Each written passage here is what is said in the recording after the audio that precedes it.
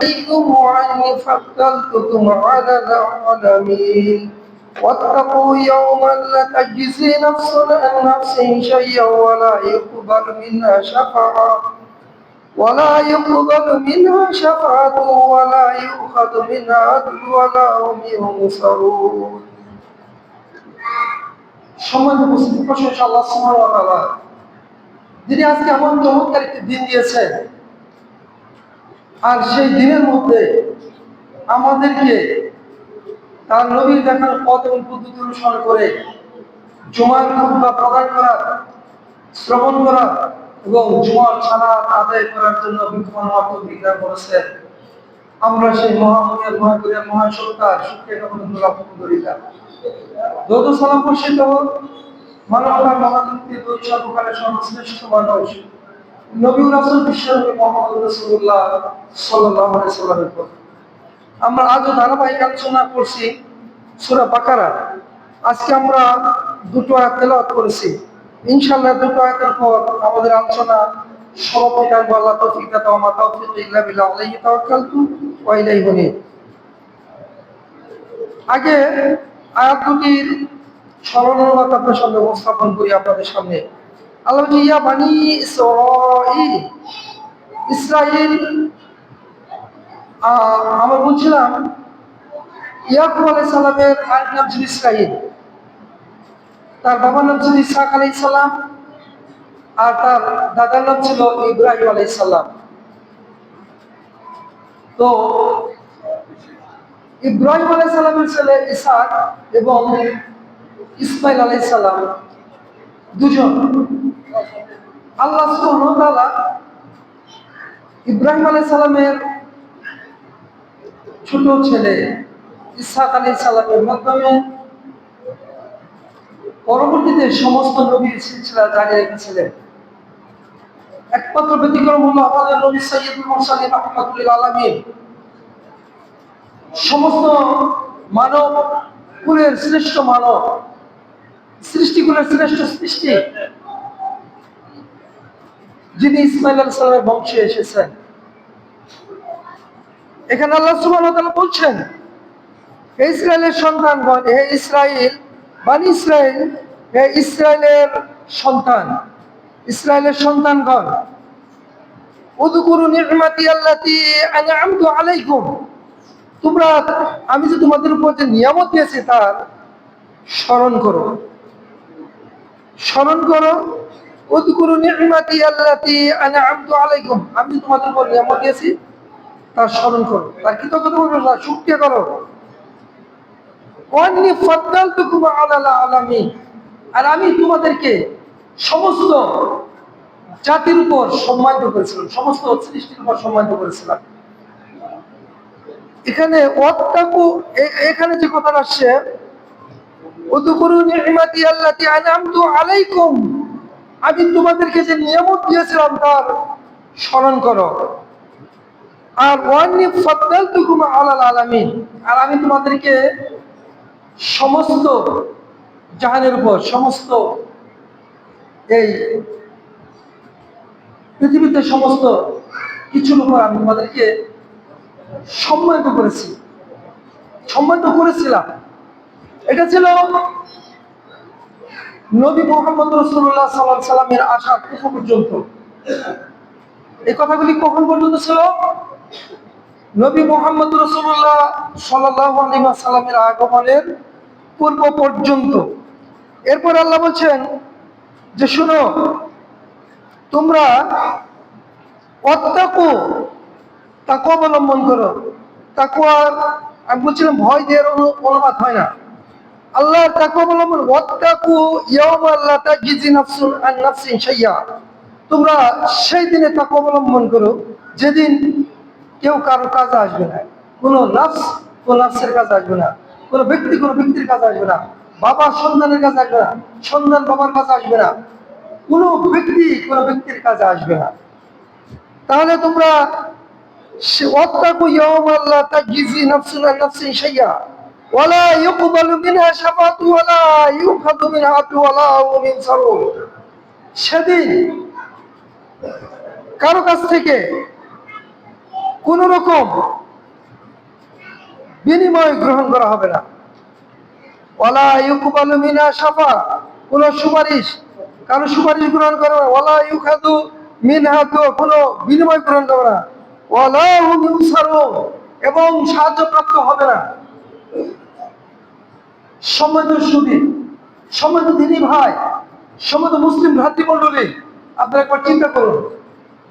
এগুলি হলো এই কথাগুলির একেবারে সরল কথা, এগুলি হলো এই কথাগুলির একেবারে সবার জন্য বোধগম্য কথা, তাই না? আমি সাহেব, আসুন, বনী ইসরায়েল কত অকৃতজ্ঞ জাতি। বনী ইসরায়েলের ইতিহাস আল্লাহ কুরআনুল কারীমে অন্য সূরা সূরা আরাফ একেবারে বিস্তারিত বলে ধরেছেন। এখানে আমরা এটুকু বলে যাই যে বনী ইসরাইল আল্লাহ সুবহানাহু ওয়া তাআলা চতুর্মুখী অনুগ্রহ পেয়েছেন, তাদেরকে শ্রেষ্ঠত্ব দিয়েছিলেন। তাদের বংশে সমস্ত নবী এসেছে, পরবর্তী ইব্রাহিম আলাইহিস সালাম থেকে সমস্ত পরবর্তী সমস্ত নবী বনী ইসরাইলের বংশে এসেছে। তাদেরকে আল্লাহ মান্না ও সালওয়া দিয়েছেন, তাদেরকে আল্লাহ ফেরাউনের কবল থেকে মুক্তি দিয়েছেন, যে ফেরাউন তাদের পুত্র সন্তানদেরকে মেরে ফেলতো এবং কন্যা সন্তানদেরকে জীবিত রাখতো। তাদের থেকে আল্লাহ সুবহানাহু ওয়া তাআলা মুক্ত করেছেন। বনী ইসরাইলকে আল্লাহ এত নিয়ামত দিয়েছেন, তারপরেও তারা যুগে যুগে সময়ে সময়ে গাদ্দারি করেছে, নাফরমানি করেছে। তারা অসংখ্য নবীকে অন্যায়ভাবে হত্যা করেছে। আমাদের নবী সাইয়্যিদুল মুরসালিন মুহাম্মদ রাসূলুল্লাহ সাল্লাল্লাহু আলাইহি সাল্লামকেও তারা হত্যা করেছে। তারা একবার হত্যা করার জন্য প্ল্যান পরিকল্পনা করলো, ছাদে থেকে পাথর মেরে হত্যা করার জন্য। সেখানে আল্লাহ ব্যর্থ করে দিলেন। কিন্তু যখন ওই দাওয়াতে ইহুদি মহিলা তাকে ছাগলের রান খাইয়ে দিচ্ছিলেন, সেখানে তিনি একটু চিবিয়েছিলেন, তার একটু ভিতরে গিয়েছিল, যার বিষক্রিয়ায় তিনি শাহাদাত বরণ করেছেন। আমাদের নবী মুহাম্মদ সাল্লাল্লাহু আলাইহি ওয়াসাল্লাম বলেছেন, আল্লাহ সুবহানাহু ওয়া তাআলা আমাদের সম্বন্ধে বলেছেন, কুনতুম খায়রা উম্মাতিন উখরিজাত লিন-নাস, তোমরা শ্রেষ্ঠ জাতি, তোমরা শ্রেষ্ঠ উম্মত, তোমরা শ্রেষ্ঠ কওম। উখরিজাত লিন-নাস, তোমাদেরকে মানুষের কল্যাণের জন্য বাহির করা হয়েছে, মানুষের কল্যাণের জন্য তোমাদেরকে সৃষ্টি করা হয়েছে। তোমাদের কাজ কি? তা'মুরুনা বিল মা'রুফ ওয়া তানহাউনা আনিল মুনকার। তোমাদের কাজ হলো মানুষকে সৎ কাজে নির্দেশ দেওয়া ও অসৎ কাজ থেকে নিষেধ করা। তু'মিনুনা বিল্লাহ, এবং তোমরা আল্লাহর প্রতি ঈমান আনবে। তোমরা আল্লাহর প্রতি ঈমান আনবে। তোমাদের শ্রেষ্ঠত্বের কারণ হচ্ছে তোমরা মানুষদেরকে সৎ কাজে নির্দেশ দিবে, অসৎ কাজ থেকে নিষেধ করবে। এটাই ছিল তোমাদের শ্রেষ্ঠত্বের কারণ। বনী ইসরাইল নিন্দিত হচ্ছে কেন? বনী ইসরাইল কেন তাদের শ্রেষ্ঠত্ব হারাচ্ছে? বনী ইসরাইল শ্রেষ্ঠত্ব হারাচ্ছে, যাদের পাশে লোক ঘুমায় আস্তে করে একটু ছোঁয়া দিয়ে দেবেন, তাহলে ঘুম ভেঙে যাবে, আস্তে করে, যাতে না ডিস্টার্ব হয়। তো বনী ইসরাইলদেরকে আল্লাহ শ্রেষ্ঠত্ব দিয়েছে। তারা কুপুরিতে শিরকে লিপ্ত হয়ে আল্লাহ দূষণে পতিত হয়েছে। তাদের শ্রেষ্ঠত্বের মর্যাদাকে তারা গায়ে থেকে খুলে ফেলেছে, তাদের থেকে বিরক্ত হয়ে গিয়েছে। যখনই আমাদের নবীকে শিব সম্বন্ধে আল্লাহ কি বলেছেন, যদি নবী আপনি শিব করেন, তাহলে আপনার আমার ধ্বংস হয়ে যাবে, আর আপনি ক্ষতিগ্রস্ত অন্তর্ভুক্ত হবে। যখন বনী ইসরাইল শিরক করলো, কিভাবে শিরক করলো? ওয়াকালাতিল ইয়াহুদু উযাইরুল্লাহ, তারা বলল উযাইর হচ্ছে আল্লাহর বেটা, আল্লাহর পুত্র। তারা শিরক করলো, তারা কুফরি করলো, আল্লাহর যে নিয়ামত তারা অস্বীকার করলো। নিয়ামত অস্বীকার করা মানে কি? কুফরি করা। আল্লাহর সাথে কাউকে অংশীদার করা মানে কি? শিরক করা। তারা শিরক করলো, কুফরি করলো। অতঃপর তাদের এই সম্মান বিলুপ্ত হয়ে গেল তাদের থেকে, তাদেরকে ছিনিয়ে উম্মতে মুহাম্মদীকে দেওয়া হলো। উম্মতে মুহাম্মদীকে দেওয়ার পরে যদি উম্মতে মুহাম্মদী তাদের দায়িত্ব পালন না করে, তারাও নিন্দিত, লাঞ্ছিত, অপমানিত ওই বনী ইসরাইলের মতো হবে। আল্লাহ সুবহানাহু ওয়া তাআলা তার ঘোষণা দিয়ে দিলেন। সম্মানিত উপস্থিতি, আল্লাহ বলেন, কুনতুম খায়রা উম্মাতিন উখরিজাত লিন-নাস, তোমরা হচ্ছে শ্রেষ্ঠ জাতি, তোমাদেরকে মানুষের কল্যাণের জন্য বাহির করা হয়েছে। তা'মুরুনা বিল মা'রুফ, তোমাদের কাজ হলো তোমরা সৎ কাজে নির্দেশ দিবে, অসৎ কাজকে নিষেধ করবে। ওয়া তানহাউনা আনিল মুনকার, তা'মুরুনা বিল মা'রুফ ওয়া তানহাউনা আনিল মুনকার, অসৎ কাজ থেকে নিষেধ করবে। ওয়া তু'মিনুনা বিল্লাহ, তোমরা আল্লাহর প্রতি ঈমান আনবে। যদি আমরা আল্লাহর প্রতি ঈমান রেখে শিরক করি, আমরা ওদের চেয়ে বেশি নিন্দিত হব। আর ওরা যদি শিরক ছেড়ে আল্লাহর প্রতি ঈমান আনে, আমাদের নবী সাইয়্যিদুল মুরসালিন মুহাম্মদ রাসূলুল্লাহ সাল্লাল্লাহু আলাইহি ওয়াসাল্লাম সেই নবুয়তের সাক্ষ্য দেয়, তাহলে ওরা আমাদের ভাই। আমরা আগে আলোচনা করেছিলাম, ফাইনতা ওয়াকামুস সালাত ওয়া আতুজ যাকাত ফাইখালুকুম ফিদ্দিন। ওই ইহুদি মুশরিকেরা, ওই কাফেররা যদি আল্লাহর একত্ববাদকে মেনে নেয়, তাওহীদকে মেনে নেয়, যদি নবী মুহাম্মদ রাসূলুল্লাহ সাল্লাল্লাহু আলাইহি ওয়াসাল্লামের রিসালাতকে মেনে নেয়, তাহলে তারা আমাদের দিনী ভাই। আর যদি না মেনে নেয়, তাহলে ওরা মুশরিক কাফের। ওদের সাথে আমাদের কোনো সম্পর্ক নাই। সম্মানিত দিনী ভাই, আল্লাহ সুবহানাহু ওয়া তাআলা বলছে যে তোমরা শ্রেষ্ঠ জাতি, তোমাদের কাজ হলো সৎ কাজের আদেশ এবং অসৎ কাজের নিষেধ করা। তোমরা সৎ কাজের আদেশ করবা আর তোমরা করবা না, এটা কি হয়? এর আলোচনা আমাদের আগেই চলে গেছে, তাই না? আমরা সৎ কাজের আদেশ করব এবং সৎ কাজ করব, অসৎ কাজ থেকে নিষেধ করব এবং নিজেরা নিবৃত্ত থাকবো। এটাই হচ্ছে আল্লাহ চাওয়া, এটাই হচ্ছে আল্লাহর চাওয়া। এটাই আল্লাহ ইচ্ছা পোষণ করেন যে আমরা ভালো কাজ করব, মন্দ কাজ করব না, ভালো কাজের আদেশ দিব, মন্দ কাজ থেকে নিষেধ করব। ঠিক না সব? হ্যাঁ, আল্লাহর নবী বললেন, আনতুম তুফুনা সাবিনা উম্মাহ, তোমরা হচ্ছে 70তম উম্মাহ। সাবিনা উম্মাহ মানে তোমরা 70তম উম্মাহ, 70তম জাতি, 70তম গোত্র। তোমাদের কাজ কি? তোমাদের কি? আনতুম খায়রুহা ওয়া আকরামুহা আলাল্লাহ। এই যে আগে এতগুলি উম্মত চলে গেছে, এই যে বনী ইসরাঈল সহ সমস্ত উম্মত, আল্লাহর কাছে তোমরা হলে শ্রেষ্ঠ। আমরা কি আল্লাহর কাছে শ্রেষ্ঠ? কেন? আল্লাহ বলছে কুনতুম খায়রা উম্মাতিন উখরিজাত লিন-নাস তা'মুরুনা বিল মা'রুফ ওয়া তানহাউনা আনিল মুনকার ওয়া তু'মিনুনা বিল্লাহ। আমরা যদি করি তাহলে আল্লাহর কাছে শ্রেষ্ঠ। বুঝা আসছে না? আসে নাই? তাহলে আল্লাহ বললেন আনতুম তুফুনা সাবিঈনা উম্মাহ, আনতুম তুফুনা সাবিঈনা উম্মাহ, তোমরা হলে 70তম উম্মাহ।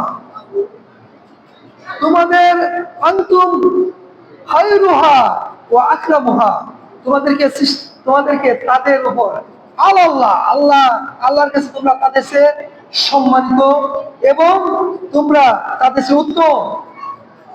কে বললেন? আল্লাহর নবী বললেন। এটার আলোচনা আসবে সূরা আলে ইমরান। আমরা যদি বাকারা বা আলে ইমরানে যাই, কুনতুম খায়রা উম্মাতিন উখরিজাত লিন-নাস, সূরা আলে ইমরানের 110 নম্বর। আমরা যখন এই আলোচনায় আসবো তখন এর বিস্তারিত আলোচনা করব। এখানে আমরা রেখে দিলাম। এরপর আল্লাহ সুবহানাহু ওয়া তাআলা বলেন, উযকুরু নি'মাতি আল্লাতী আন'আমতু আলাইকুম ওয়া আন্নী ফাদ্দালতুকুম আলাল আলামিন। তো এরপরের আয়াতে বলছে যে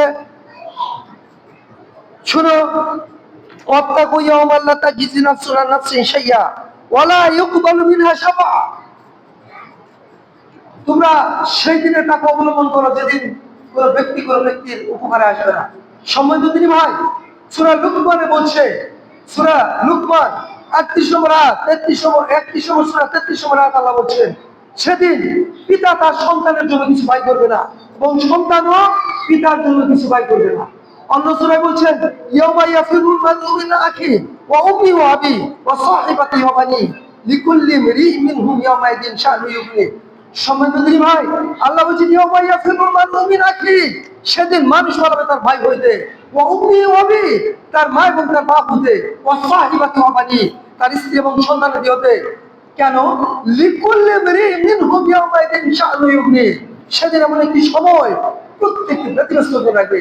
কেউ কার দিকে তাকানোর কোনো সময় নাই, সুযোগ নাই, কেউ কার দিকে কোনো কিছু বলার সুযোগ নাই। মাকে দেখছে সন্তান পালাবে, হয়তো মা তার কাছে পিছিয়ে বসবে। সন্তান যে মা দেখছে সন্তান থেকে পালাবে, হয়তো সন্তান তার কাছে পিছিয়ে বসবে। আল্লাহ বলছে, ইয়াওমা ইয়াফিরুল মার'উ মিন আখিহি, সেদিন মানুষ পালাবে তার ভাই হইতে, ওয়া উম্মিহি ওয়া আবিহি, তার মা এবং তার বাপ হতে, ওয়া সাহিবাতিহি ওয়া বানিহি, তার স্ত্রী এবং সন্তানাদি হতে। পৃথিবীতে তো আপনি যত কিছু অপকর্ম করছেন, আপনার স্ত্রীর জন্য করছেন, আপনার সন্তানের জন্য করছেন, কি ঠিক না? এই সন্তান তো আপনার কোনো কাজে আসবে না, এক পয়সার কাজে আসবে না। আল্লাহ সুবহানাহু ওয়া তাআলা সূরা লুকমানে বলেছে 31 নম্বর সূরা 33 নম্বর আয়াতে, সেদিন পিতা তার সন্তানের জন্য কোনো কিছু ব্যয় করবে না এবং সন্তান পিতার জন্য কোনো কিছু ব্যয় করবে না। এরকম অনেক আয়াত আছে।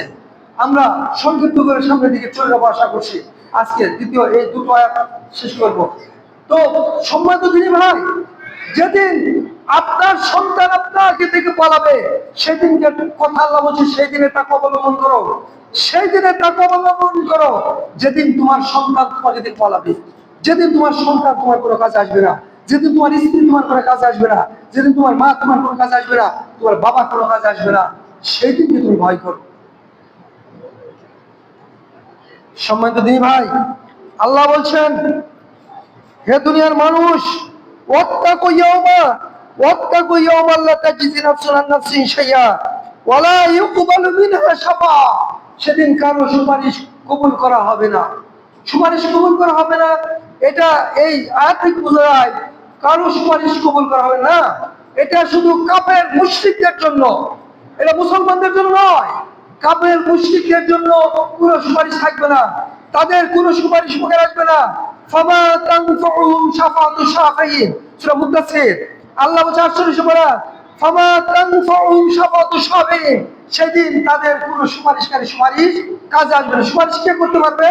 সুপারিশ আল্লাহ যার জন্য চাপে, শুধুমাত্র তার জন্য সুপারিশ হবে। সূরা আম্বিয়াতে আল্লাহ বলছে, আল্লাহ যার উপর সন্তুষ্ট তার জন্য সুপারিশ হবে। আর আল্লাহ কাদের উপর সন্তুষ্ট নন সেটা বলছে সূরা জুমার, আল্লাহ মুশরিকদের উপর সন্তুষ্ট নন। আল্লাহ মুশরিকদের উপর সন্তুষ্ট নন, কাফের মুশরিকদের উপর সন্তুষ্ট নন। তাহলে যার প্রতি ঈমান থাকবে তার জন্য শাফাত হবে। আল্লাহ সুবহানাহু ওয়া তাআলা বলছে, আকাশে অসংখ্য ফেরেশতারা দোয়া করে, সুপারিশ করবে, তাদের সুপারিশ কবুল করা হবে না। কাদের জন্য হবে না? ফামা তানফাউহুম শাফাআতু শাফিঈন, তাদের সুপারিশ কোনো উপকার আসবে না কাফের মুশরিকদের জন্য। সম্মানিত দিনী ভাই, আল্লাহ সুবহানাহু ওয়া তাআলা বলছেন, আল্লাহর অনুমতি পেতে কেউ সুপারিশ করতে পারবে না। সূরা বাকারাতে বলছেন 295 আয়াতে, কে আছে সেই ব্যক্তি যে তার অনুমতি রেখে তার কাছে সুপারিশ করবে? মান যাল্লাযী ইয়াশফাউ ইনদাহু ইল্লা বিইذনি, মান যাল্লাযী ইয়াশফাউ ইনদাহু, কে সেই ব্যক্তি? Who is that person? কে সেই ব্যক্তি যে সুপারিশ করবে তার কাছে ইল্লা বিইذনি, তার অনুমতি ছাড়া? আল্লাহ বলছে, মান যাল্লাযী ইয়াশফাউ ইনদাহু ইল্লা বিইذনি, কে সেই ব্যক্তি যার অনুমতি ছাড়া তার কাছে সুপারিশ করবে? না, কোন ব্যক্তি তার অনুমতি ছাড়া তার কাছে সুপারিশ করতে পারবে না। সুতরাং সুপারিশ হবে, আপনারা শুনেছেন, সুপারিশ হবে, সুপারিশ হবে মুসলিমদের জন্য, সুপারিশ হবে মুসলিমদের জন্য, দাড়ি করা হবে মুসলিমদের জন্য, বাটকার হবে মুসলিমদের জন্য, মিজান হবে মুসলিমদের জন্য। কাফের মুশরিকদের জন্য মিজান হবে না, বাটকার হবে না, দাড়িওয়ালা হবে না। আল্লাহ বলছেন তাদের জন্য ফালা নুকিমু লাহুম ইয়াওমাল কিয়ামাতি ওয়াজনা, তাদের জন্য কোনো গাড়িপালা, কোনো ওজনের ব্যবস্থা করা হবে না। তাদেরকে জাহান্নামে নিয়ে যাওয়া হবে কোন রকম বাস বিচার ছাড়াই, কোন রকম জাস্টিস ছাড়াই, উইদাউট জাস্টিস। তাদেরকে জাস্টিস ছাড়া একবার বিচার, কোনো বিচার ছাড়া জাহান্নামে নিয়ে যাওয়া হবে। কারণ তারা আল্লাহকে বিশ্বাস করেনি। কেন? আল্লাহর সাথে কুফরি করেছে, তারা আল্লাহকে বিশ্বাস করে আল্লাহর সাথে শিরক করেছে, তাদের বিচারের কোনো দরকার নেই। আল্লাহ বলছেন তাদের জন্য ফালা নুকিমু লাহুম ইয়াওমাল কিয়ামাতি ওয়াজনা, তাদের জন্য কোনো এই ওজনের ব্যবস্থা করা হবে না।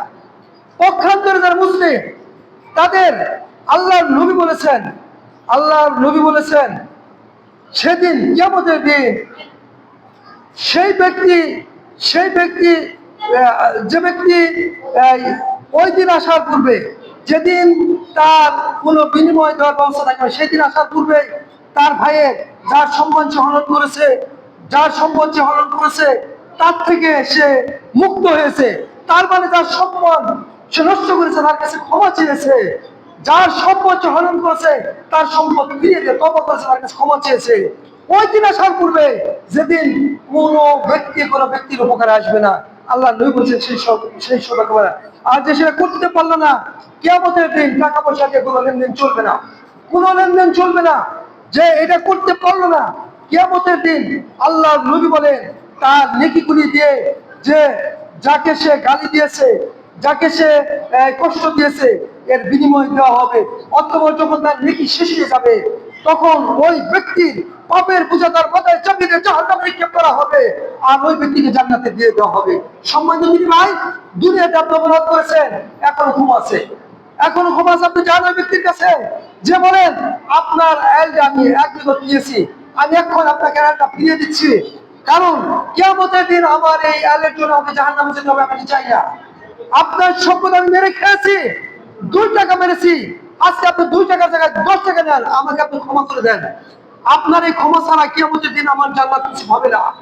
আপনাকে আমি গালি দিয়েছি, আজকে ভাই আপনি আমাকে 5টা গালি দেন, অথবা আমাকে থাপ্পড় মারেন, আমাকে প্রহার করেন। সৈয়দুল মুরসালিন রাহমাতুল্লিল আলামিন এক ব্যক্তি ওনাকে এসে বলল, আল্লাহর নবী, আপনি আমাকে আঘাত করেছেন, আমি আপনাকে আঘাত করতে চাই। আল্লাহর নবী বললেন, তুমি আঘাত করো। আল্লাহর নবী তা বললেন, আপনি আপনার এই ইটা খুলে দেন, তো আমি তো আপনার পোশাক আলা গায়ে আঘাত করব না। তখন আল্লাহর নবী সৈয়দুল মুরসালিন রাহমাতুল্লিল আলামিন তার কাপড় খুলে দিলেন। তখন সে সেখানে চুম্বন করলো, আল্লাহর নবীকে সে চুম্বন করলো। সে জানতো এটা নবুয়তের মোহর এখানে আছে, সে কিভাবে আল্লাহ নবীর এই নবুয়তের মোহরে চুম্বন করবে, এটা ছিল তার কৌশল। সম্মানিত দিনী ভাই, আল্লাহর নবী এখানে শিক্ষণীয় কি? আল্লাহর নবী যার গুনাহ আল্লাহ আগের গুনাহ পরের গুনাহ মাফ করে দিয়েছেন, যখন এক ব্যক্তি এসে বললো, আপনি আমাকে আঘাত করেছেন, আমি আপনাকে আঘাত করতে চাই, তখন আল্লাহর নবী তাকে বললেন, তুমি আঘাত করো। অথচ তিনি বলতে পারতেন, তুমি চলে যাও, কে তুমি? তাকে হত্যার নির্দেশ দিতে পারতেন। তিনি সমস্ত মুসলিম জাহানের নবী, তিনি সারা পৃথিবীর শ্রেষ্ঠ মানুষ, আর কি করেছেন? করেননি। ওই লোকটি বলেছে, আপনার পোশাক পরিত গায়ে আমি আঘাত করবো না, আপনার এখান থেকে পোশাক খুলে দিতে হবে। আল্লাহ নবী পোশাক খুলে দিয়েছেন।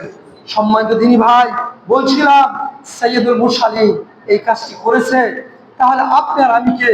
এখনো যদি আপনার স্মরণপটে দৃশ্যপটে ভেসে ওঠে ওই ব্যক্তিকে আমি গালি দিয়েছি, আমার তো একদিন আল্লাহর কাছে হাজির হতে হবে।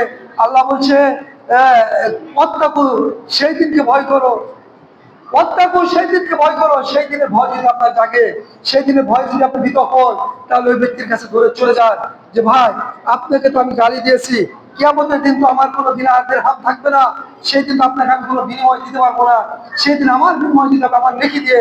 শুনুন, আজ আমি আপনার কাছে ক্ষমা যাচ্ছি, আপনি আমাকে ক্ষমা করে দেন। আপনি যদি ক্ষমা না করেন আমার তো অনেক কষ্ট হবে। আপনি এর বিনিময়ে যা চান আপনি আমার কাছে চেয়ে নেন, কিন্তু আপনি আমাকে ক্ষমা করে দেন। এইভাবে যদি আমরা মুসলমানেরা পৃথিবীর মুখে ক্ষমাশীল হতে থাকি, আর নিজের অপরাধের জন্য অনুতপ্ত হয়ে অপরাধ থেকে নিষ্কৃতির জন্য পথ অন্বেষণ করতে থাকি, এই পৃথিবী সোনার পৃথিবীতে ভরে উঠবে না। কি বলে উঠবে না?